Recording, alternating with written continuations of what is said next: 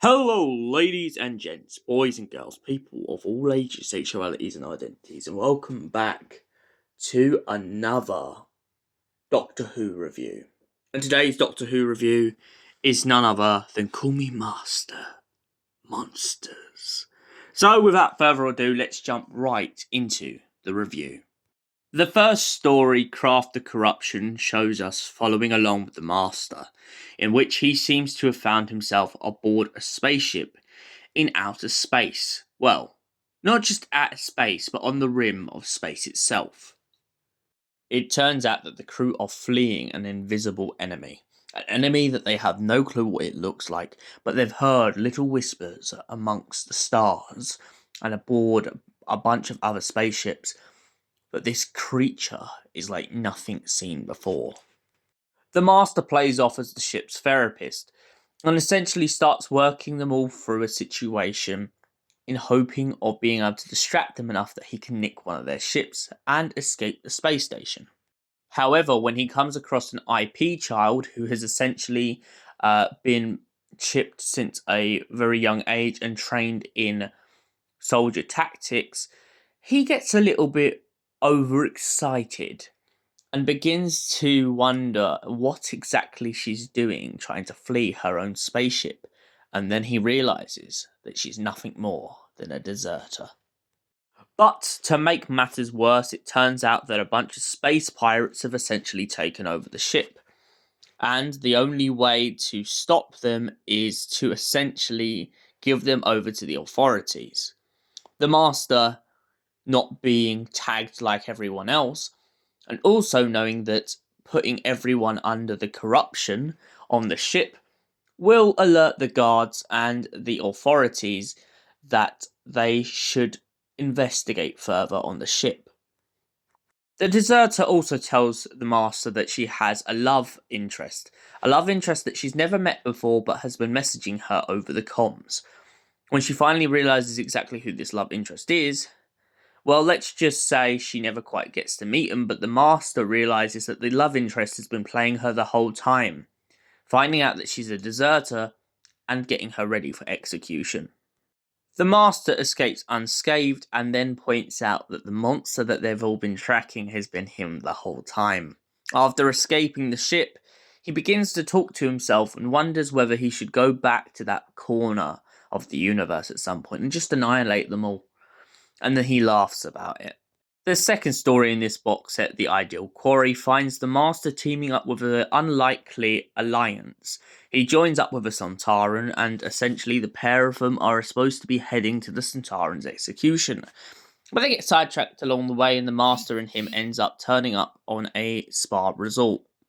After ending up in this resort and being attacked by numerous numbers of vines, the Master and the Sontaran named Varg come across a wolf-like woman who essentially survived a hunt. You might as well say the world that she was on was pretty much the Purge. And she was the only one who survived the Purge, and rather than being taken back to her home planet, they would just dumped her and her clones there and left them to rot. So ever since then, this wolf woman has essentially tried to track down people and hunt them for her own pleasure. But as the Master points out, she's not as good as the hunters who hunted her, and this made it easier for the Master to overpower her. After overpowering her and letting the clones live, the Master and Varg have a very serious talk about alliances. And even though the Master was intending on taking Varg back to be Splosh, turns out that Varg has become very sympathetic for his fellow clones and has pretty much tried to stay there to help them survive this deadly world. However, the Master is absolutely appalled by this, and so he decides to shrink Varg down to the size of a pea. He makes him pocket size and then laughs at the clones. The clones call him a monster, and he jokes it's pronounced master. in which the Master then leaves them one solitary gun and leaves them to their devices. The last story in this box set is named Reformation. Reformation is a story in which the Master must battle with his own conscience to essentially escape the cell. Each time that he tries to battle them, however, they keep chucking bits and pieces of his memory to try and make him undo the things he's done. However, time cannot be changed outside of this quantum field, so everything that had already happened.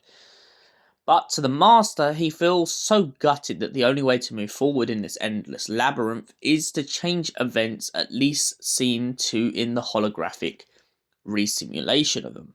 After realising exactly what his conscience has done, the Master decides to kill his own conscience in order to escape this prison. Once he realises what he's done, he ends up realising he's on some muddy backwater planet in which all he had to do was to do that the whole time.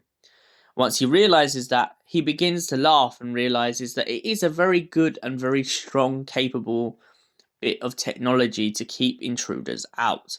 He laughs about it for a while and then goes on with his life. So, what did I think of Call Me Master Monsters?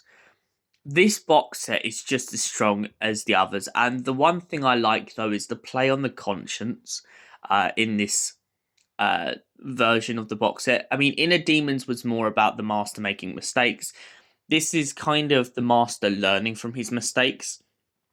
He really shows sympathy towards a lot of people at the start of this, but naturally being the Master, he never fully cares for them, and he has to kind of put the boundary line on this. I feel like his kill count in this really shows that the Master is meaning business.